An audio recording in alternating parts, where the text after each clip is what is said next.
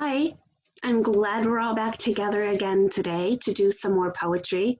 You're with me, Mrs. Rodman, third grade teacher, and today we are going to do something that I've been excited to do because it involves being a little creative and crafty as well as doing some poetry. So we will start out with our poem to begin with, and then we'll get into the fun thing that I have planned for us today. Drawing. Read with me. I learned to draw by watching. I learned to draw from books. I pay attention to my life. I notice how it looks. When I see a spider, I do not hurry past. I pull out paper, pencil. I sketch quietly and fast. I learned to draw by staying still. I follow every line. I love to draw because I know what I draw is mine. And also what you write is yours as well. So are you ready? Are you ready for what we're going to do today? We are going to do some origami poetry. Yay! Yes, origami poetry. So we can do a little origami and then be inspired by what we create to make a poem that goes with it. Before we do that, let's take a look at some poems that incorporate different animals done with origami. First, I think this is very fitting. Possibilities, because there are so many possibilities on the kinds of origami you can make. Here's a little poem. Possibilities.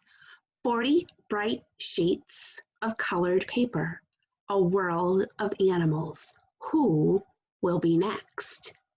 You get to decide who's next. You get to create yours. Buffalo. Crease the shaggy head, shape the shaggy flanks, fold sharp horns. Buffalo, paws of tablecloth.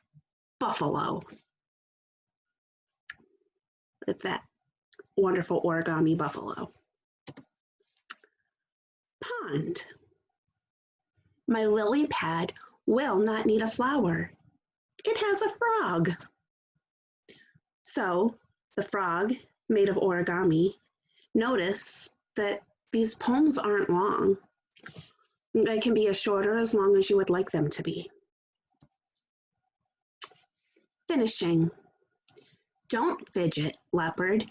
I need to do your spots. Look, the leopard is looking out at all of these other animals that he has already created and he wants to go play.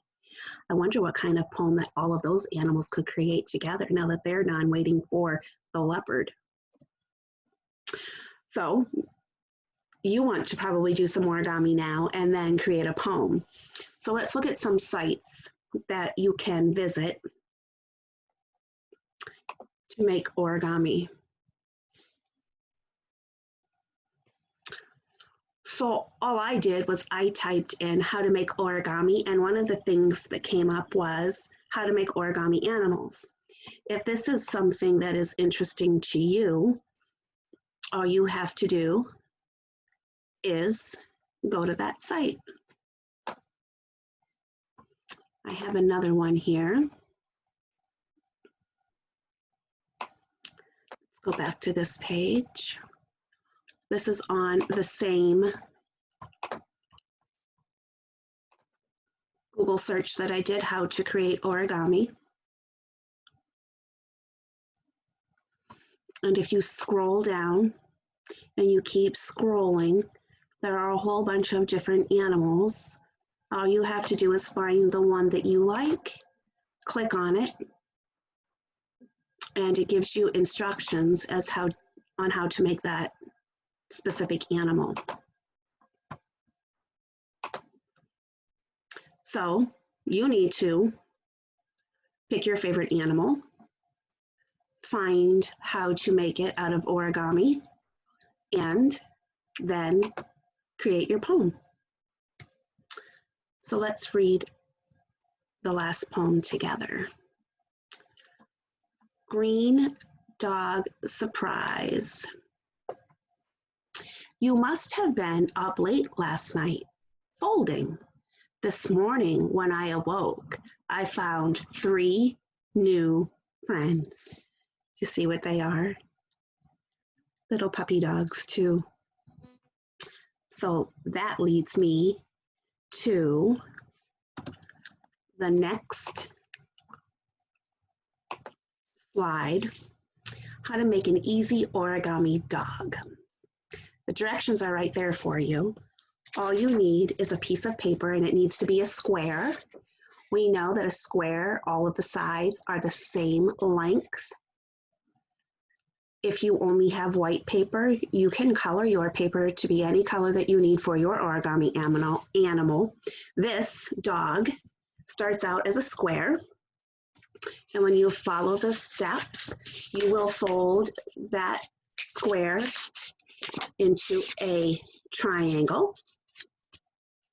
Then you'll take that triangle and fold it in half into a smaller triangle. And then you'll need to open it back up. You need to take the one corner and bend it down. You'll take the other corner and bend it down. I'm not quite going to the middle. You can see where that fold still is. And then we have one more job to do, and that is to fold the bottom point back.